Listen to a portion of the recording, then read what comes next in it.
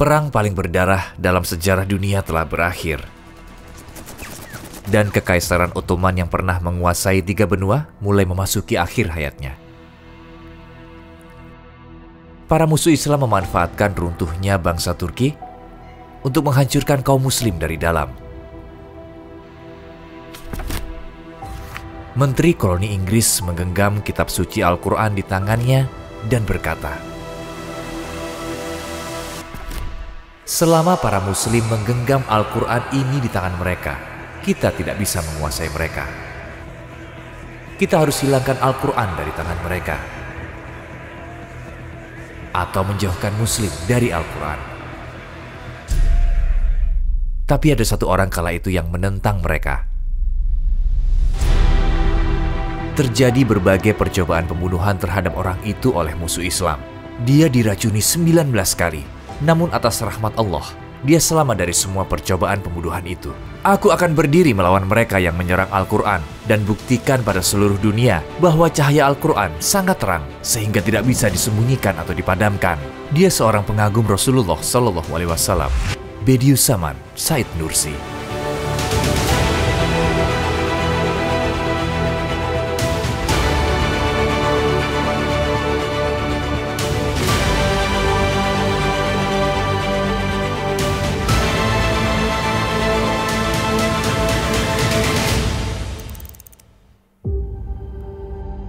Said Nursi lahir di Bitlis, Hizan tahun 1878.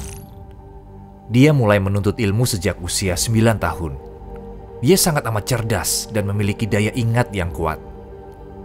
Bahkan dia menyelesaikan pendidikan madrasah dalam 3 bulan, yang normalnya membutuhkan waktu 15 tahun. Karena tingkat ilmu pengetahuannya pada usia 14-15 tahun dan kemampuannya menghafal seluruh buku hanya dengan sekali baca, guru-gurunya menyebut dia Bediüzzaman. Artinya, keajaiban zaman tak tertandingi. Suatu hari saat dia masih muda, dia bermimpi yang mengubah hidupnya. Dia berdiri di dekat gunung besar, Gunung Ararat. Tiba-tiba gunung itu meletus dahsyat.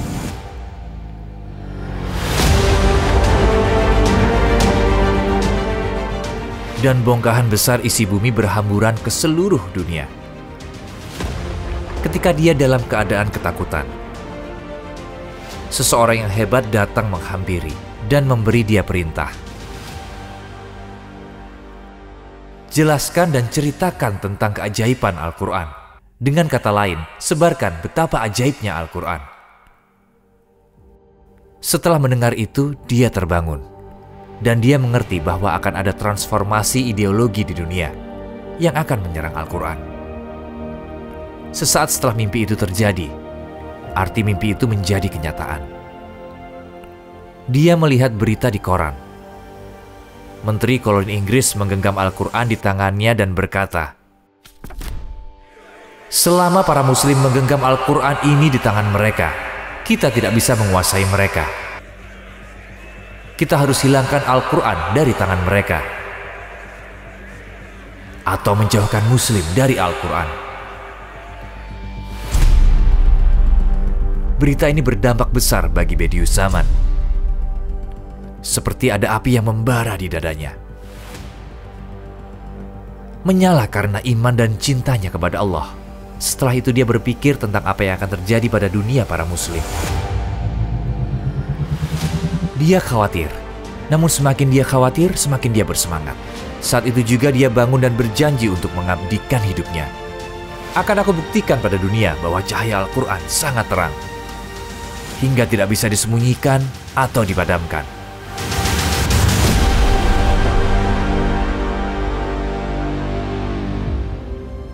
Bediüzzaman mendirikan madrasah. Agak sedikit berbeda dari sekolah lainnya kala itu. Dia mengajarkan sains dan agama bersamaan. Dia sadar perlunya menggunakan akal dan persuasi, serta menggabungkan sains alam dengan pengetahuan Islam. Dan dia memiliki cita-cita untuk mendirikan universitas yang menerapkan pengajaran yang sama. Bahkan nama universitasnya sudah ada. Madrasah Al-Zahra. Dia memutuskan pergi ke Istanbul untuk mewujudkan impiannya, dan dia berkelana pergi ke tempat-tempat yang berbeda. Dia menyewa kamar di sebuah penginapan di Fatih dan memulai praktik kontroversial yang tidak pernah dilakukan sebelumnya. Dia memasang tulisan di pintu kamarnya. Di sini semua pertanyaan terjawab dan tidak akan ditanya balik. Dia bertemu dengan para cendekiawan Istanbul dan menjawab semua pertanyaan mereka. Dia menarik perhatian karena bisa menjawab semua pertanyaan dan dengan kepribadian serta cara berpakaiannya. Di jantung Istanbul, pusat ilmu pengetahuan masa itu, Said Muda menarik perhatian semua orang dengan kepercayaan dirinya. Tapi tidak semua orang ramah padanya. Beberapa tidak suka dengan sikapnya. Dia mendapat hinaan dan fitnah dan menyeret namanya dalam persekongkolan. Suatu kali Bediüzzaman dikirim ke rumah sakit jiwa. Dokter yang memeriksa Bediüzzaman melaporkan pujiannya terhadap intelektualnya. Kecerdasan semacam ini jarang muncul di dunia. Tidak ada manusia yang benar-benar waras. Bahkan hanya terdapat sedikit ketidakwarasan pada pria ini. Said Nursi kemudian dibebaskan dari rumah sakit. Selanjutnya dia mempercepat usahanya untuk mendirikan universitas.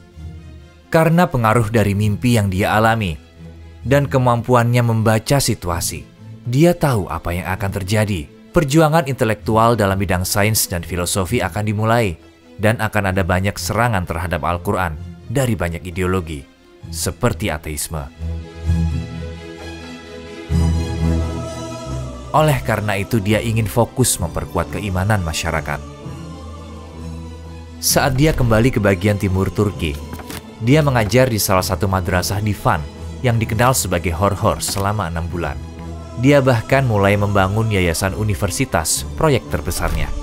Sementara semua berjalan sesuai rencana, Said Nursi melihat adanya masalah dan mulai memberikan latihan militer pada para muridnya di samping pendidikan mereka. Karena akhir dari suatu era akan segera tiba. Ini adalah saat yang tepat dan kejadian besar dalam sejarah dunia akan dimulai. Pada tahun 1914, dimulailah Perang Dunia Pertama. Kekaisaran Ottoman berperang dengan banyak negara, termasuk Rusia. Segera setelah perang dimulai, Said Nursi ikut mengangkat senjata untuk melindungi agama, negara, dan bangsanya. Dia membentuk pasukan sukarelawan di wilayah timur bersama muridnya. Pertempuran melawan Rusia dimulai. Bersama tentara pelajar yang dia pimpin, dia bertempur selama berbulan-bulan demi tanah airnya dan meraih banyak kemenangan. Sambil bertarung melawan musuh dengan menunggang kuda, dia tidak mengabaikan tugasnya menuntut ilmu. Dia mulai menulis tafsir Al-Quran di medan perang. Karyanya Tanda-tanda keajaiban, tafsir Al-Quran salah satu karya terkemuka, ditulis selama perang. Dengan kata lain, dia membela bangsanya secara fisik dan intelektual.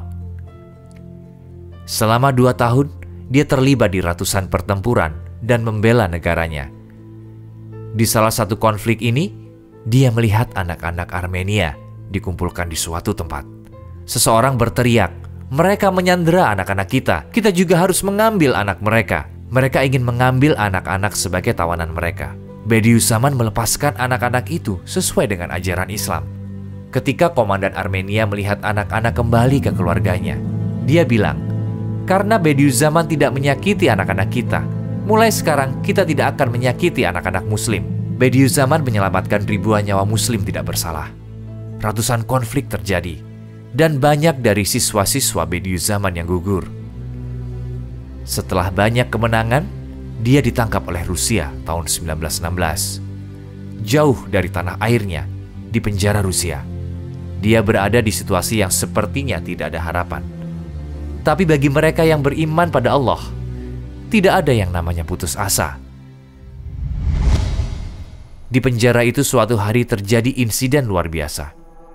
Panglima Rusia, Nikola Nikolovich, datang ke penjara dan mulai berjalan di hadapan para tawanan.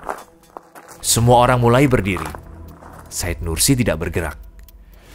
Panglima sengaja lewat lagi, tapi dia tidak berdiri.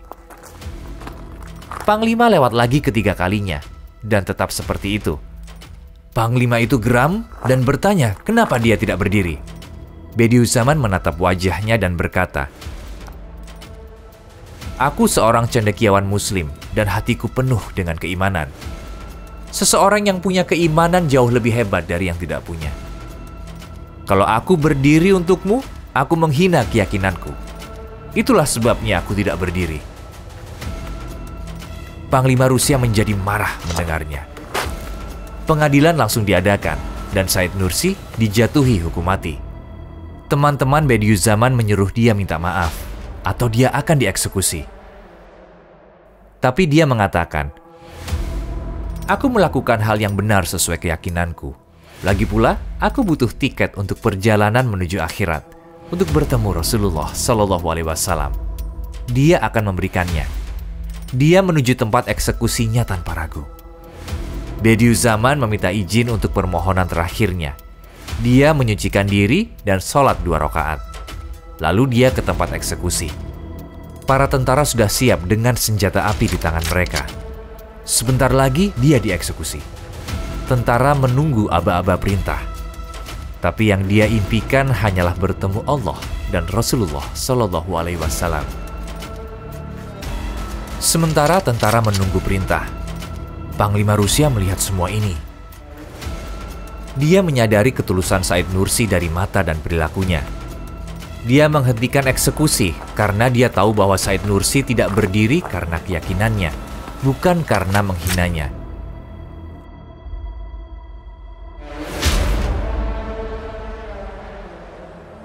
Selama dia ditahan, dia tidak pernah berhenti belajar. Dia terus mengajarkan banyak orang selama di penjara di Rusia 2,5 tahun. Dia selalu memimpikan universitas yang ingin dia bangun, Madrasah Al-Zahra. Setelah beberapa waktu, dia bebas dari penjara. Dia sampai di Istanbul tahun 1918 melalui Siberia, Warsawa, dan Sofia. Kebebasan dia dari Rusia ke Istanbul disambut dengan kebahagiaan dan antusias dari para cendekiawan dan penduduk istana, dengan menunjukkan kasih sayang dan simpati yang mendalam. Dia menerima medali kehormatan atas prestasinya dalam perang.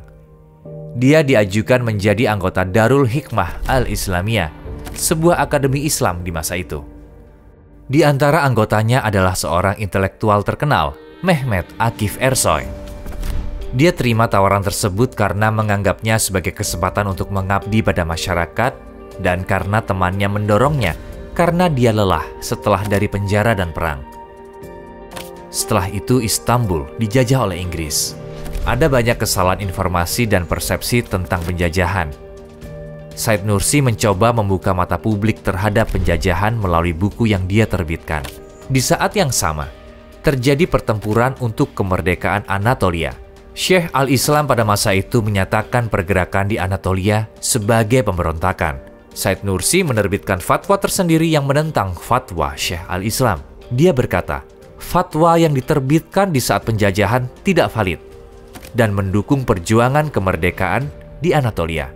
Inggris memerintahkan dia dieksekusi atas kegiatan melawan penjajahan mereka, tapi mereka gagal. Setelah kejadian ini, Said Nursi diundang ke parlemen di Ankara.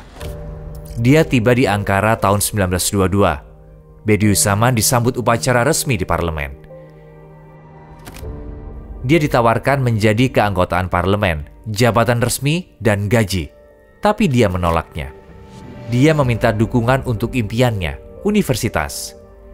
Dia pergi ke Van untuk menjalankan rencananya. Dia menyadari adanya gerakan anti-agama yang menyebar dari komunis Rusia. Dia perlu bergerak cepat mendirikan universitasnya.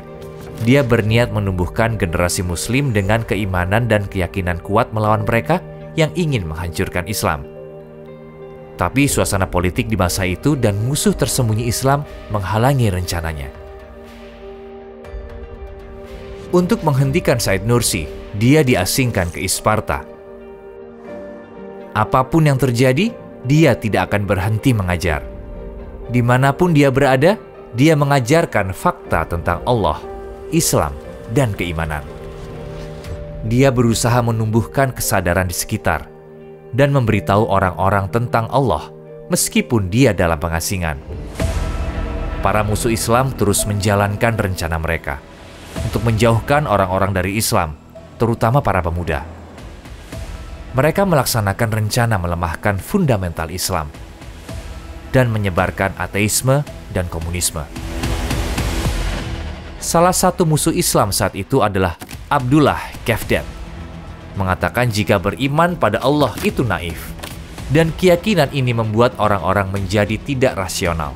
Dia terang-terangan menyangkal adanya akhirat dan mulai sebarkan gagasannya untuk meracuni pikiran masyarakat. Buku-buku disebar untuk mendoktrin anak-anak dan pemuda di sekolah. Pelajaran tentang ateisme ada di mana-mana. Seiring terjadi serangan mengerikan di negaranya, Said Nursi hidup dalam pengasingan. Suatu hari saat sedang berjalan di pinggir Danau Egirdir, dia ingat sebuah ayat dan mulai membaca. Maka perhatikanlah bekas-bekas rahmat Allah. Bagaimana Allah menghidupkan bumi setelah mati atau kering. Sungguh itu berarti Dia pasti berkuasa menghidupkan yang telah mati. Dan Dia Maha Kuasa atas segala sesuatu.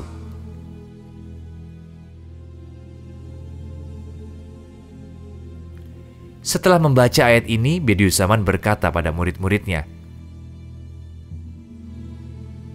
layu dan kering saat datang musim dingin, setiap tumbuhan akan ditumbuhkan kembali. Bukankah ini tanda-tanda kebangkitan manusia setelah dimakamkan? Maka tulislah saudaraku. Murid-muridnya mulai menulis. Risalah kebangkitan dan akhirat siap dalam waktu singkat. Dalam risalah ini, keberadaan akhirat dibuktikan dengan alasan dan logika, dan brosur disebarkan ke semua tempat. Mereka yang melihat karya ini terkejut, terutama para musuh Islam tidak tahu harus berbuat apa. Karena mereka tidak dapat menyangkal bukti-bukti yang diberikan Said Nursi. Musuh mereka kali ini bukanlah seseorang yang hanya memahami ilmu Islam. Mereka melawan cendekiawan Islam yang juga memahami filosofi, astronomi, fisika, dan banyak ilmu sains lainnya, serta tradisi mereka. Abdullah Kefdet menyatakan keputusasaannya pada mereka yang menunggu jawaban brosur dengan ucapan ini. Said Nursi, ia menuntunku melalui jalan menuju akhirat dengan karyanya. Bagaimana mungkin aku menyangkal jalan yang sedang aku lalui?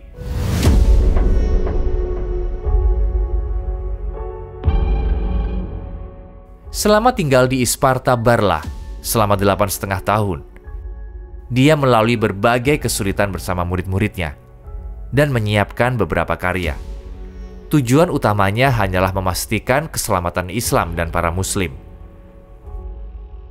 Musuh-musuh Islam tidak tahan dengan karya-karya yang menyebarkan keyakinan dan kebenaran tentang Islam ini, sehingga mereka mengawasi setiap pergerakan Bediüzzaman. Dia diasingkan dari satu tempat ke tempat lainnya, dan terus dalam pengadilan untuk waktu yang lama. Mereka tidak mengizinkan siapapun berkunjung, namun karya-karya ini tetap dihasilkan. Hanya ada satu tindakan yang dapat dilakukan: eksekusi dia, murid-muridnya, dan ajarannya. Tanpa peringatan, rumah mereka diserbu. Kopiah, turban, dan tasbih dianggap senjata. Bediüzzaman dan muridnya dikirim dari satu penjara ke penjara lainnya. Suatu hari saat musim dingin di penjara Afyon, suhu udaranya minus 15 derajat di luar. Bediüzzaman dilempar ke ruang isolasi. Jendela rusak dan tanpa alat penghangat di selnya. Udara dingin menusuk tulang. Dia hanya diberikan 2 selimut untuk menghangatkan diri. Dia menutupi tubuhnya dari dingin. Sipir penjara membawakan makanan. Setelah makan, dia terkena demam. Tangannya mulai bergetar. Bibirnya pecah karena demam. Tubuhnya mulai berubah hitam. Dia diracun. Dia berbaring sementara racun menyebar ke seluruh tubuhnya. Sendirian menunggu kematian. Setelah beberapa saat, dua muridnya mendapatkan kesempatan berkunjung. Dia berkata pada dirinya sendiri, "Jika aku mati, temanku jangan balas dendam." Setelah mengatakan itu, dia teriak, "Saudaraku, mereka tidak akan bisa membunuhku." Atas rahmat Allah, dia selamat dari racun. Ini hanya salah satu kejadian yang dia alami di penjara. Dia ditahan di penjara padahal tidak bersalah. Tapi dia tidak pernah menyerah. Dia mengubah semua penjara jadi madrasah Yusufiyah, seperti yang dilakukan Nabi Yusuf alaihissalam. Dia ubah penjara jadi sumber pengetahuan dan keimanan. Saat orang lain diperiksa pisau dan senjata apinya, dia diperiksa untuk kertas dan pensil. Dia menggunakan kertas rokok dari tahanan untuk menulis karya-karyanya. Dia ubah para pembunuh menjadi manusia yang penuh kasih sayang. Mereka berusaha meracuninya lebih dari 19 kali. Tapi berkat rahmat Allah, dia selamat. Dia lelah karena upaya pembunuhan dan intimidasi. Dia sangat menderita. Namun bagaimanapun penderitaannya, dia tidak pernah berhenti memikirkan kondisinya. Dia bangun setiap malam untuk berdoa demi keselamatan umat muslim hingga pagi hari.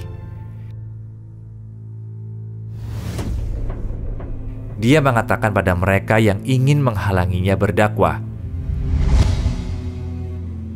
"Kalau aku punya tasbih sejumlah helai rambutku, dan jika satu persatu dipotong setiap harinya, aku tetap tidak akan tunduk kepada para kafir. Aku bahkan tidak ada niat berhenti memberikan layanan iman ini." Dia menulis ratusan risalah tentang keimanan. Untuk menyelesaikan permasalahan utama dalam masyarakat, dia menyiapkan karya dengan efektif seperti obat medis. Dia merawat anak-anak, pemuda, para pasien, lansia dengan karya-karyanya seperti dokter merawat dengan medis. Dia menginspirasi hati orang-orang dengan Al-Quran dan menulis buku lainnya yang menjadi musuh bagi ateisme. Risalah Alam.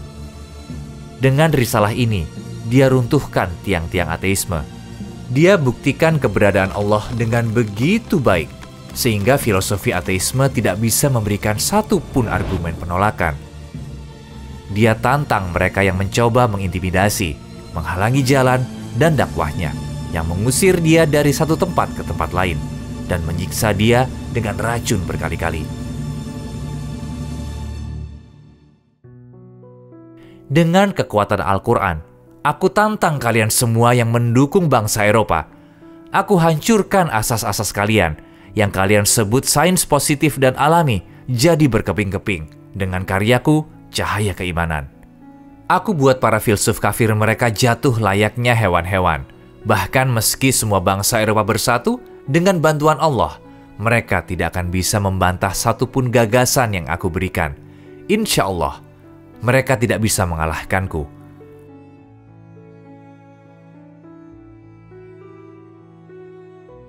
Ada banyak cendekiawan yang hidup dalam dakwah untuk Allah. Mereka melayani umat dan meninggalkan dunia ini. Bediüzzaman salah satu cendekiawan yang paling berpengaruh dalam sejarah Islam. Bahkan sosok kebanggaan nasional Turki penyair Mehmet Akif Ersoy berkata, Victor Hugo, Shakespeare, dan Descartes hanya bisa belajar dari Bediüzzaman. Mereka hanya bisa menjadi muridnya. Ini menunjukkan betapa hebatnya dia sebagai seorang cendekiawan. Di akhir hidupnya, Bediüzzaman pernah diwawancarai oleh Esref Edip. Dia menyampaikan pesan yang mengharukan ini. Ada api besar di hadapanku. Api itu menjulang hingga ke langit. Putraku terbakar di dalamnya. Keyakinanku terbakar di dalamnya. Aku berusaha padamkan api itu untuk menyelamatkan keyakinanku. Seseorang berusaha menghalangiku dan kakiku menendangnya. Apakah ada dampaknya? Apakah tindakan ini berpengaruh terhadap api besar itu? Pikiran sempit, akal sempit. Selama 80-an tahun hidupku, aku tidak mengenal kenikmatan dunia. Sepanjang hidup aku lalui di medan perang, di penjara, di pengasingan, atau di pengadilan negaraku.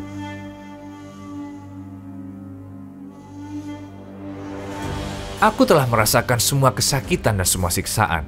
Aku diperlakukan seperti pembunuh di pengadilan militer. Aku diasingkan dari tanah airku seperti gelandangan. Aku dikurung di ruang isolasi berbulan-bulan di tanah airku sendiri. Aku berkali-kali diracuni. Aku dihina dan dicaci. Ada kalanya, aku lebih memilih mati dibandingkan hidup ini. Kalau agamaku tidak melarangku untuk bunuh diri, mungkin Said hari ini sudah membusuk di kuburan.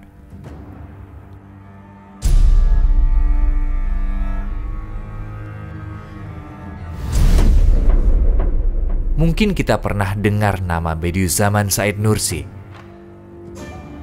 tapi tidak sepenuhnya mengerti perjuangan dia dan ajarannya untuk kita. Dia gunakan seluruh hidupnya untuk dakwah agama, untuk umat, untuk kita. Setiap orang punya kisah di dunia ini, dan setiap orang hanya akan menorehkan satu kisah. Jadi bagaimana dengan kisahmu atau kisahku? Mungkin kamu berpikir, dia cendekiawan hebat. Mungkin kamu mengkritik diri sendiri. Apa yang bisa aku lakukan untuk dakwah Islam? Pesan dari pria ini yang mengorbankan 82 tahun hidupnya untuk dakwah. Mungkin tersembunyi dalam ucapan ini. Jika kamu ingin tahu nilaimu di hadapan Allah, lihatlah Allah membuatmu sibuk dalam urusan apa.